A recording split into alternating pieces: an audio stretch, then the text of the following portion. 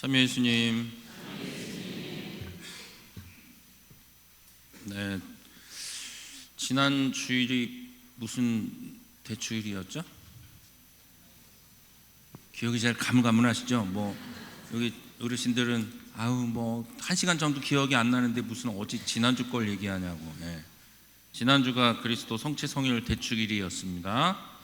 그리고 난 다음에 이제 연중 9주간을 보내고 오늘 연중제 10주일 연중 시기에 이제 중요한 대축일, 부활, 성령 강림 다 지나고 연중 시기 첫 번째 주일을 맞은 거예요. 이제 우리들의 일상으로 돌아가서 신앙인으로서의 삶을 살아야 되는 이때에 연중제 10주일에 오늘 복음에서 주님께서는 우리가 어떤 사람들이고 뭘 해야 하는 사람들인가에 대한 가르침을 주고 계십니다. 신앙인으로서 우리는 성당에 오면 서로를 뭐라고 부릅니까?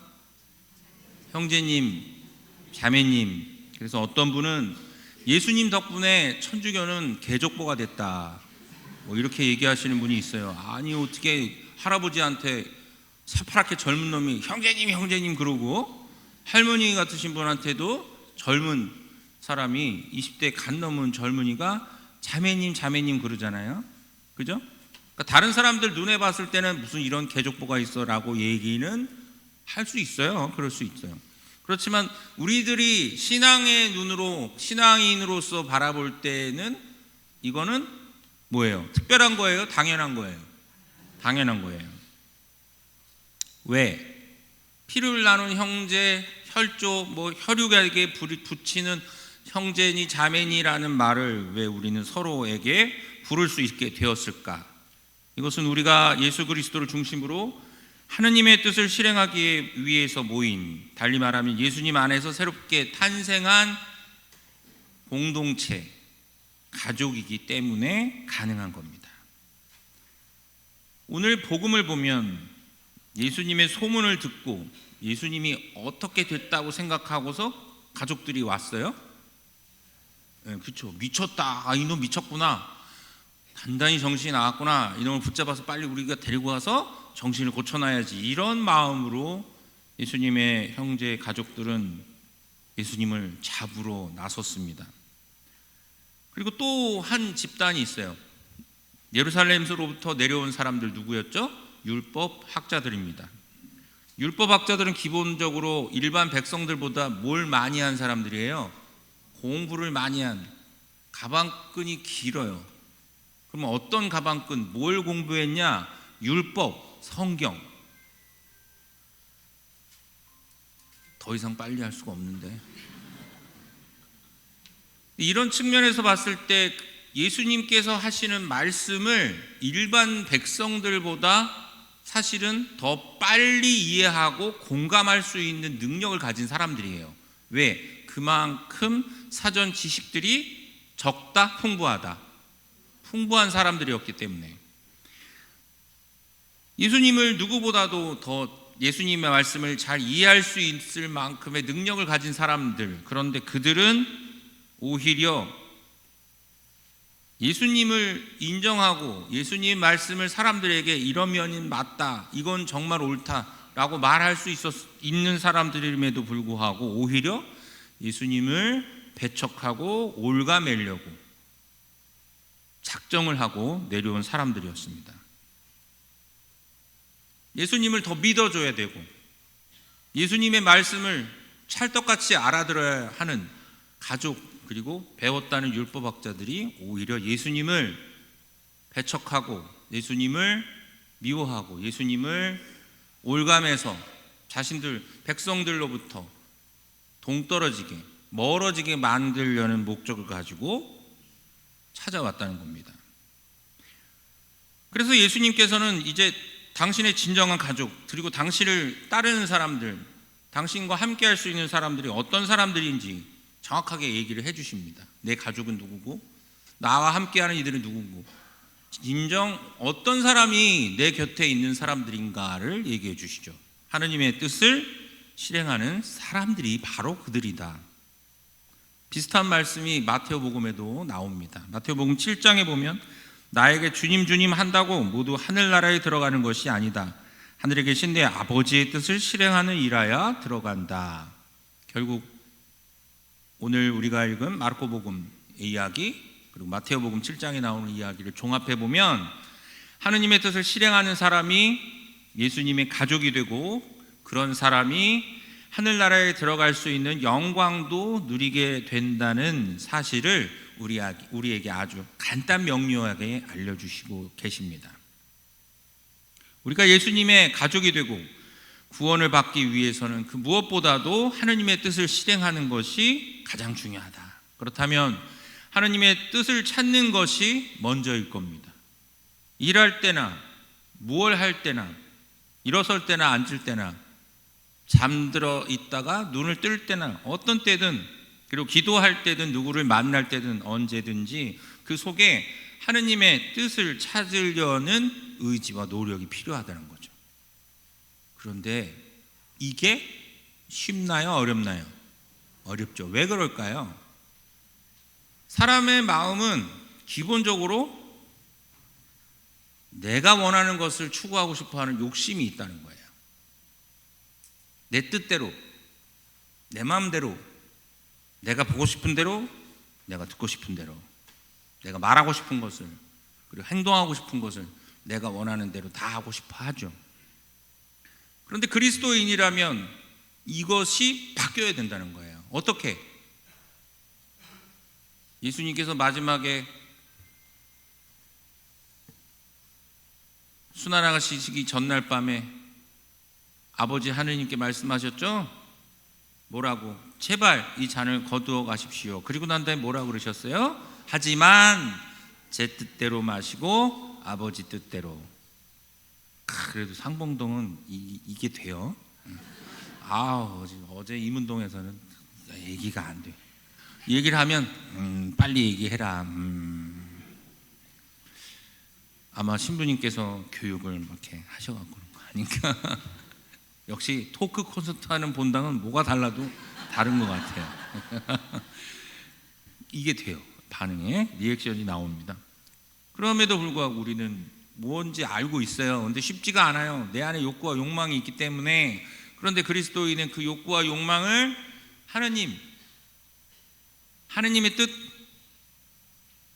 그것으로 바꿔가는 거예요. 내 뜻이 아니라 하느님 뜻, 나의 영광이 아니라 하느님의 영광. 하느님께서 듣고 싶은 것을, 하느님께서 말씀하시고 싶은 것을 내 입을 통해, 내 귀를 통해, 나를 통해서 하느님의 나라가, 내가 하느님의 도구가 되기를, 그런 바라는 마음가짐으로 살아갈 때 가능해요. 하지만 때로는 하느님의 뜻이 무엇인지 잘 모를 때도 있고, 때로는 알면서도 피하고 싶어요. 왜 그럴까요? 내 안에 뭐가 더 크기 때문에, 내 마음, 내 욕심이 더 크기 때문에. 그래서 우리는 성당 안에서도 봉사활동을 하면서도 자꾸 부딪혀요. 그럴 때 보면 개인과 개인의 욕망과 욕망이 부딪히는 거예요. 그런데 그들이 만일에 기도와 본당을 생각하고 교회 공동체를 생각하는 마음이 기도와 함께 한다면 자신들의 욕망과 욕망이 부딪히기보다는 하느님의 뜻을 따르고 주님의 가르침대로 무엇을 할 수 있을지 찾다 보면 더 좋은 아이디어가 서로 나오게 되겠죠. 그러면 시너지 효과, 서로 윈윈하고 본당 공동체는 더 발전하게 되는 겁니다. 당연한 것 같지만 쉽지가 않아요. 왜? 우리 안에는 이제는 막 위에서 욕구와 욕망이 부딪히기 때문에 그거를 자꾸 부딪힘 가운데서 하느님의 뜻을 더 쫓으려는 의지가 필요한 겁니다. 가정에서도 마찬가지입니다. 왜 저 사람은 나와 가족인데 왜 내 말을 들어주지 않을까? 내가 먼저 들어줘야죠. 근데 내가 듣지 않았는데 남에게 들어주기를 원하고 있는 거예요. 서로 들어줘야 되는 거예요. 그럴 때 내가 말하고 네가 들었으니 이제는 네가 말하고 내가 들어라. 서로 역할 분담 나누기도 하고 이런 과정이 필요해요. 근데 어느 순간 가장 가까이 있는 내 배우자인데도 이 사람이 무슨 말을 하는지 하나도 못 알아듣는 거예요. 왜 그럴까요? 생각이 너무 달라서. 그럼 처음부터 그랬을까요? 아니거든요. 처음부터 그러진 않죠. 눈에 콩깍지 씌었을 때야 당연히. 근데 왜 그렇게 됐을까? 첫 번째, 편하니까. 내 말만 하면 편하니까. 근데 이거는 하느님과의 관계 안에서도 똑같아요. 하느님께 막 쏟아내요. 아우 속 시원하다. 나만 편한 거예요. 하느님은 얼마나 답답하겠어요. 내 말은 듣지도 않고. 어쩌다가 한마디 해주면 잠깐만요, 좀 이따가 해주세요, 이러고 있어요. 돌아보면 하느님께서 자비롭지 않다면 정말 우리는 여기 있을 수가 없는 거예요. 그런 측면에서 봤을 때 내가 자비롭고 너그러우신 하느님을 바라듯이 내가 자비롭고 너그러워질 때 나를 통해서 하느님의 자비, 너그러움은 누군가에게 또 전달될 수가 있는 거죠. 그러면 그렇게 해서 하느님의 자비가, 사랑이 조금씩 공동체에 자리 잡을 때 거기 안에서 하느님의 뜻이, 하느님의 사랑이 주님의 가르침대로 실천될 수가 있는 거거든요. 이런 노력들은 처음에는 쉽지 않습니다. 해봐야 돼요. 한 번 맛을 본 사람은 절대로 그 맛을 잊을 수가 없어요. 금요일날 사제성화의 날에 갔더니 그 점심때 식사를 하고 나서더니 빵을 하나 주더라고요. 그 빵에 이렇게 적혀 있었어요. 한 번도 먹지 않은 사람은 있지만 한 번 먹은 사람은 이걸 다시는 또 먹게 될 것이다, 딱 써 있더라고요. 그 말과 그대로 하느님의 뜻을, 주님의 가르침대로 사랑을 실천하는 사람을, 그렇게 살아간 사람은 그 한 번의 실천, 한 번의 노력 때문에 다시 또 실천하고 사랑하게 된다는 거예요. 그런데 우리는 그 한 번을 제대로 안 하기 때문에 어떻게 돼요? 또 한 번을 할 수가 있을까요? 없을까요? 없게 되는 거예요. 그러니까 한 번 노력해보고 한 번 용서해보고. 근데 전에도 얘기했지만 성경에도 말씀 나오지만 용서를 몇 번 해야 됩니까? 했을 때 7번씩 77번이라도 해주라고 막 그랬잖아요. 그죠? 그 얘기는 뭐예요? 정말 77번 해주고 끝내라는 얘기일까요? 볼 때마다 용서해 주라는 얘기예요. 그런데 우리는 보면 용서는 한 번 해주면 끝나는 거로 생각하는 경우가 많이 있습니다. 그렇지도 않아요. 그리고 또 중요한 거는 용서를 한 번 빌고 나서 용서받았다고 해서 난 용서받았으니까 너랑은 아무 상관없어, 아우 그냥 한 방 줘먹고 싶죠. 용서도 마찬가지예요. 용서를 구하는 것도 그 용서를 해주는 사람, 용서를 받아주는 사람, 피해자가 매번 볼 때마다 느낄 거 아니에요. 그때마다 용서를 구할 수 있는 마음, 또 그때도 그랬고 지금도 그랬고 앞으로도 너에게 미안하고 용서를 구한다 라고 할 수 있는 자세가 있어야 되는 거예요. 근데 그러려면 어떤 마음가짐을 가져야 되는가? 용서를 구할 수 있는 마음가짐이 필요해요. 근데 요즘은 제가 보면 사람들은 용서를 구하는 마음보다 용서를 해주는 사람이 되는 거에 너무 집착을 해요. 그래서 이렇게 하지 않으면 용서할 수 없어, 절대 용서할 수 없어. 근데 그게 기준이 점점 높아져요. 소위 말하면 도계자를 하지 않으면 난 도대체도 용서할 수가 없다는 거예요. 근데 도계자가 뭐예요? 무릎 꿇고 땅에 머리를 꽝꽝 쳐박으면서 용서를 청하는 거예요. 그 정도까지 해야 될 게 뭐가 있을까? 거의 없어요. 그런데도 우리는 별거 아닌데도 그렇게 용서 청하고 그렇게 사과를 하라고 얘기합니다. 갑질하는 영상들 나오는 거 보면 대부분 뭘 요구해요? 무릎 꿇어! 이렇게 요구를 해요. 근데 그게 무릎 꿇을 일인가? 무릎을 꿇는다는 건, 다른 사람의 밑으로 고개를 숙인다는 건, 그럼 본인은 그렇게 할 수 있냐? 본인이 안 하니까 그렇게 시키는 거예요. 그럼 이걸 왜 그렇게 할까? 공감하는 능력이 떨어지기 때문에. 나도 이럴 수 있게, 이렇게 될 수 있어 라는 마음을 생각하지 않으니까, 약자의 마음으로 내가 그걸 받아들이지 못하니까, 아니면 반대로 너무 내가 그런 약자라는 생각을 갖고 있으니까 갑질을 통해서 내가 그걸 위로받고 싶어하는 마음이 있기 때문이에요. 근데 이런 것들은 왜 생겨날까? 서로가 서로에 대해서 이해하려는 마음가짐. 그게 뭐예요? 받아들이는 마음, 공감하는 마음, 아끼는 마음, 그런 마음가짐들이 점점 우리 안에서 작아지고 있다는 거예요. 신앙인들 안에서도 그런 일들이 자꾸 발생을 합니다. 사무실 근무하시는 사무장님들하고 얘기를 하다 보면 힘든 분들이 많대요. 와가지고 에이 설마 성당 사무실에서 갑질하는 분들이 많습니다. 그리고 신부님들한테 와서도 에이 신부님들이 갑질하지 무슨 그런 소리를 해요. 신부님들한테 갑질하는 분은 갑오브 갑이에요. 있어요. 절대 사제는 이러저러한 일을 하지 못하게 너 하고 와서 아주 못된 합니다. 협박하고 그러는 분들 있어요. 왜 그럴까? 이러이러한 사람은 이러지 못할 거야. 이런 사람들은 이렇게 하면 안 되라고 배웠으니까 그럴 거야라는.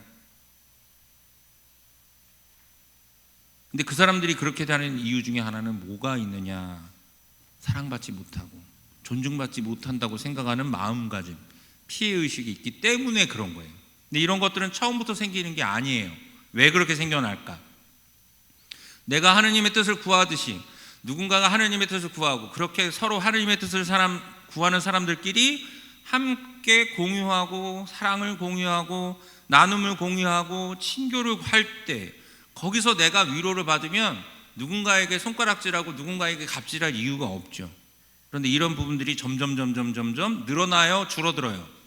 줄어들다 보니까 결국에는 엉뚱한 곳에 가서 터틀리고 갑질하게 되고 누군가에게 비수를 꼽는, 가슴에 비수를 꼽는, 이런 진짜 비수 꼽는다는 얘기는 아니고요.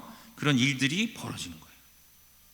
돌아와서 그럼 오늘을 살아가는 신앙인으로서 우리가 뭘 어떻게 해야 될까?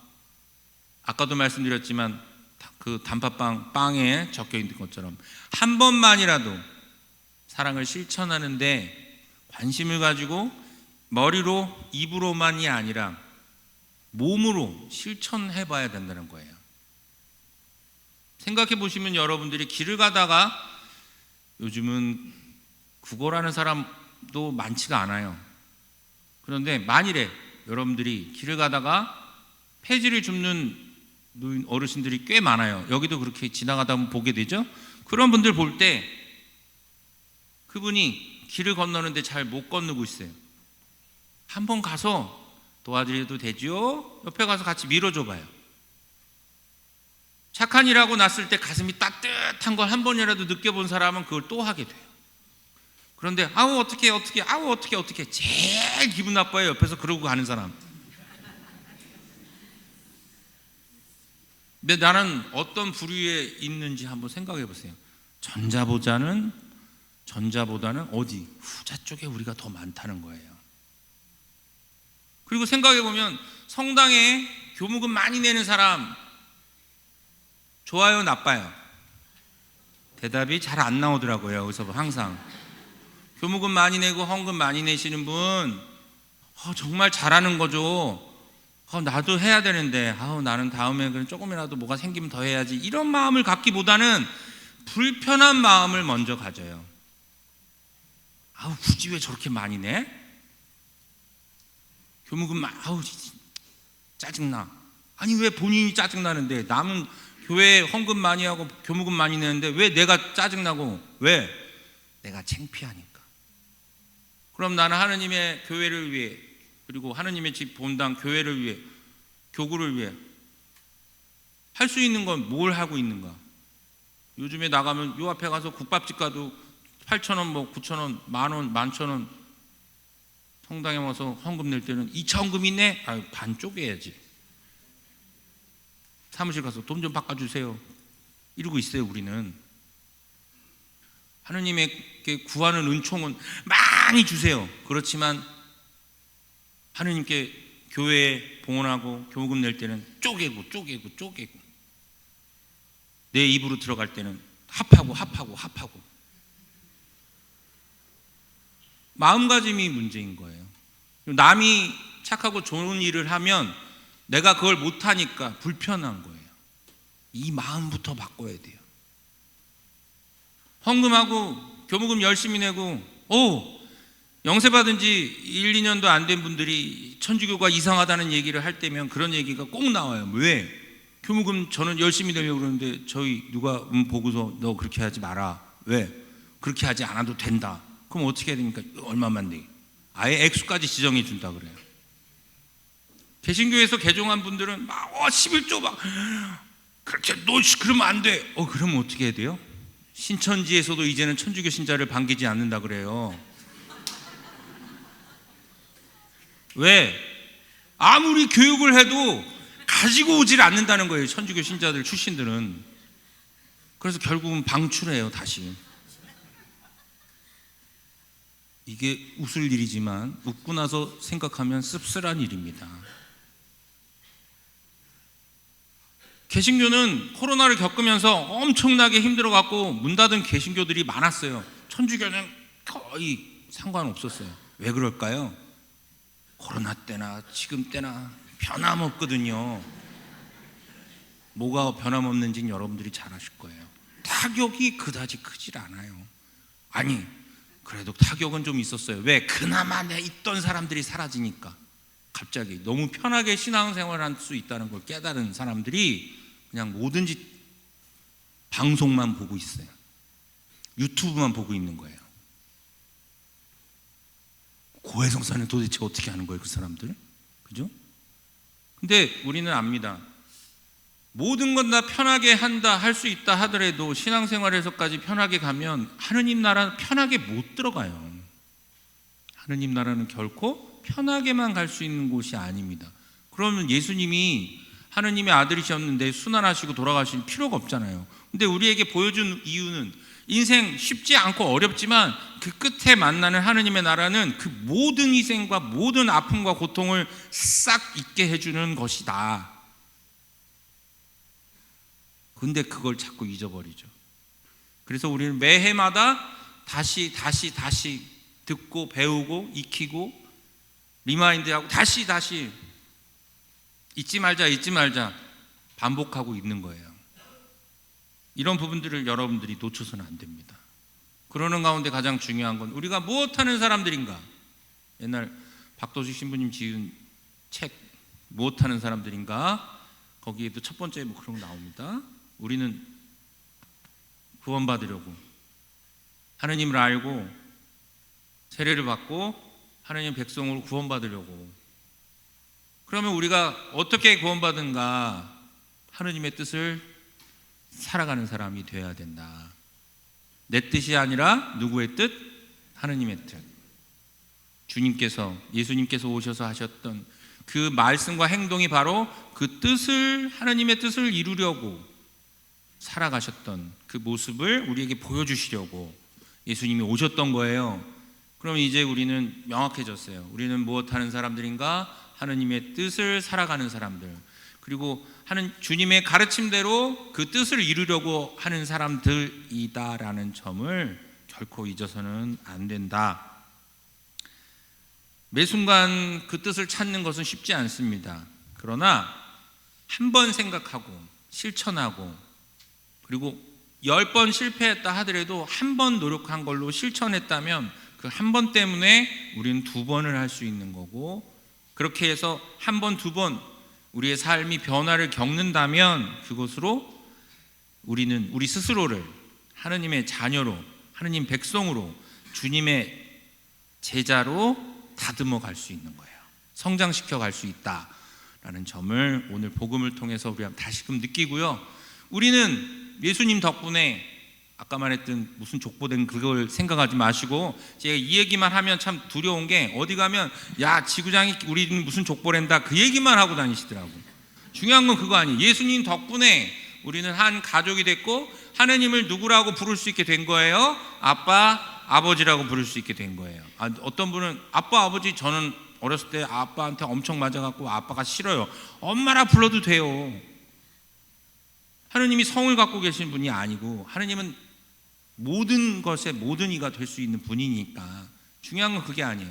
바로 그런 우리의 모든 것이 되어 주려고 오신, 기꺼이 오신 하느님, 그리고 그분의 뜻을 따를 때 우리는 구원과 영원한 생명을 얻을 수 있고, 그걸 믿기 때문에, 예수님이 그렇게 되신 걸 믿기 때문에 우리는 그리스도인이라고 불리울 수 있는 거예요. 그러면 이 그리스도인으로 불리우는 것에 합당한 삶을 살아가려고 노력해야 된다. 이 점을 잊지 않으시면 연중제 10주일 보내는 여러분 모두는 성공했다라고 생각합니다. 그리스도인으로.